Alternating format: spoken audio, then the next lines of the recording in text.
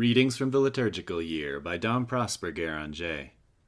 November 22nd, Saint Caecilia, Virgin and Martyr.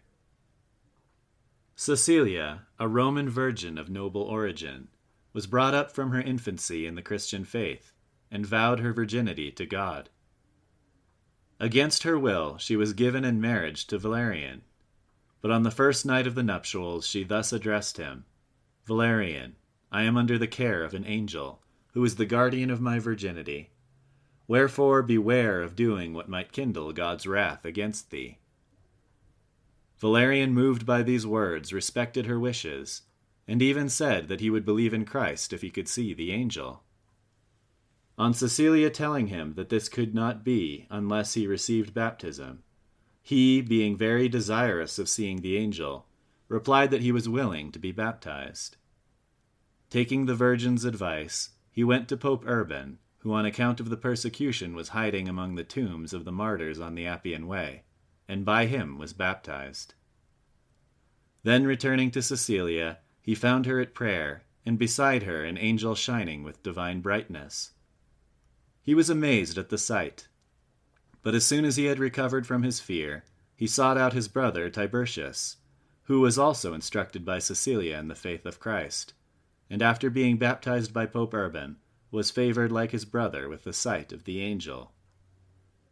Both of them shortly afterwards courageously suffered martyrdom under the prefect Almachius.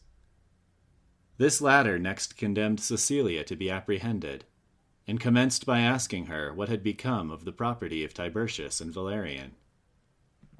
The Virgin answered that it had all been distributed among the poor, at which the prefect was so enraged that he commanded her to be led back to her own house, and put to death by the heat of the bath. When, after spending a day and a night there, she remained unhurt by the fire, an executioner was sent to dispatch her, who, not being able with 3 strokes of the axe to cut off her head, left her half dead. 3 days later, on the 10th of the calends of December, she took her flight to heaven, adorned with the noble glory of virginity and martyrdom. It was in the reign of Emperor Alexander. Pope Urban buried her body in the cemetery of Calixtus, and her house was converted into a church and dedicated in her name.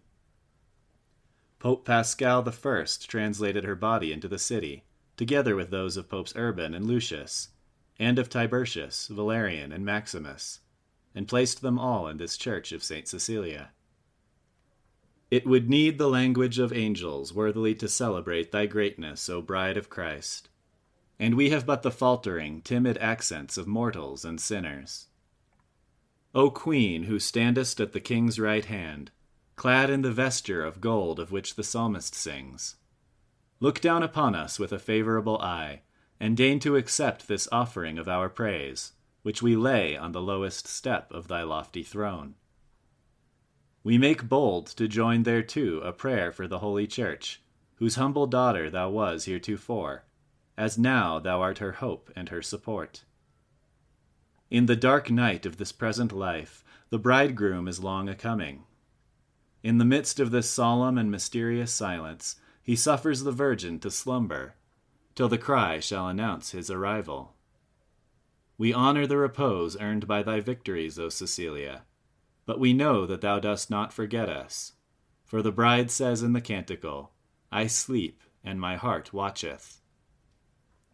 The hour draws nigh when the spouse is to appear, calling all who are his to gather under the standard of his cross. Soon will the cry be heard, "Behold, the bridegroom cometh, go ye forth to meet him." Then, O Caecilia, thou wilt say to all Christians what thou saidst to the faithful band grouped around thee at the hour of thy combat: "Soldiers of Christ, cast off the works of darkness, and put on the armor of light." The Church daily pronounces thy name with love and confidence in the canon of the Mass, and she looks for thy assistance, O Caecilia, knowing it will not fail her. Prepare a victory for her, by raising up the hearts of Christians to the realities which they too often forget, while they run after the vain shadows from which thou didst win Tiburtius. When the minds of men become once more fixed upon the thought of their eternal destiny, the salvation and peace of nations will be secured. Be thou forever, O Caecilia, the delight of thy divine spouse. Breathe eternally the heavenly fragrance of his roses and lilies, and be unceasingly enraptured with the ineffable harmony of which he is the source.